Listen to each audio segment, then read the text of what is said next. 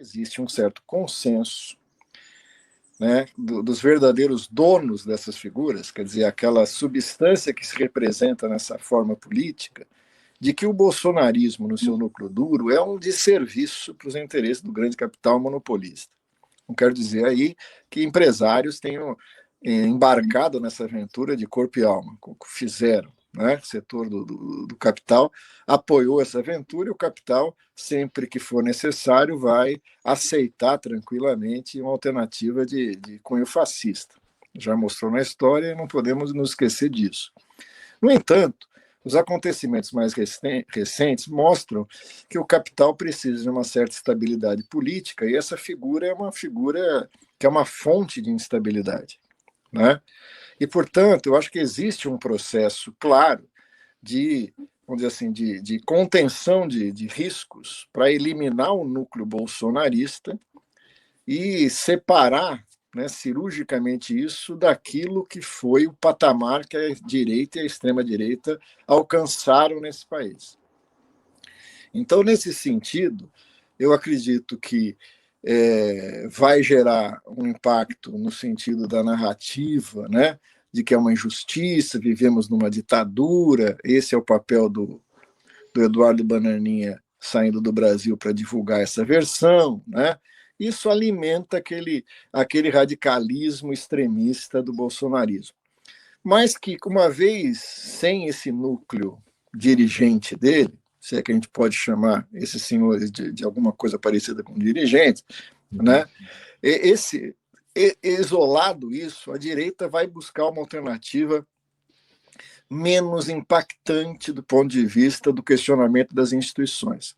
Que esse é um viés do bolsonarismo que é compreensível pela natureza da figura, mas bastante estranho do ponto de vista de um projeto do grande capital, né?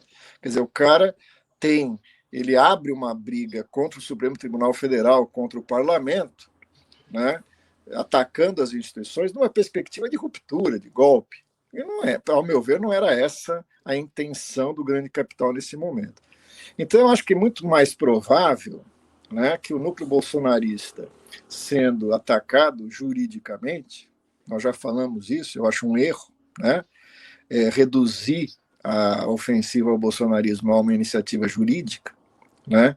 É lamentável que o Bolsonaro tenha chamado uma manifestação e os setores de esquerda não tenham chamado um movimento de massas contra a anistia, pela prisão dos golpistas, etc. e tal. Mas uma vez decidido isso, né, que vai ser uma frente quase que exclusivamente só jurídica, eu acho que quem se beneficia disso são figuras que querem se deslocar dessa versão golpista da extrema-direita para ser uma versão que dispute o Brasil eleitoralmente, capitalizando essa base bolsonarista para uma versão, não sei se isso é possível, de uma direita civilizada. O que eu acho que quem representa isso é o Tarcísio. E o governador de São Paulo é muito hábil. Enquanto o Bolsonaro não se desligar do delírio de ser ele candidato, ou de indicar alguém desse núcleo duro para ser candidato em 2026, o Tarcísio vai ficar na confortável posição de disputar novamente o governo do estado de São Paulo e ser alternativa para o futuro, né?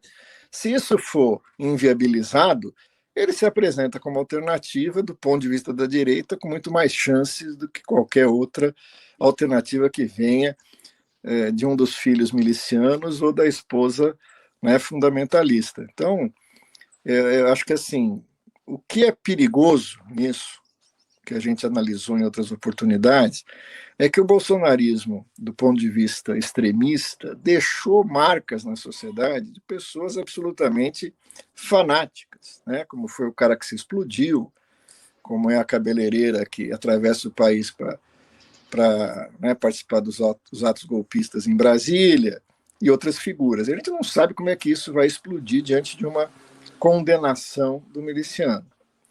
Mas eu acredito muito no Barão de Tararé, né? Tudo pode acontecer, inclusive nada. Eu acho que existe uma boa possibilidade do nada, né? Assim, existe uma frustração muito grande com isso, uma alimentação do ressentimento dessa base de extrema-direita, mas que ele vai vazar por falta de um comando no sentido de uma ação. Né? Acho muito pouco. Os atos que o Bolsonaro mostrou, pela sua fraqueza, já demonstram um pouco isso. Né? Tarcísio vai lá e radicaliza no discurso, torcendo para dar errado, para ele ser a alternativa eleitoral e não a alternativa de enfrentamento que o Bolsonaro gostaria.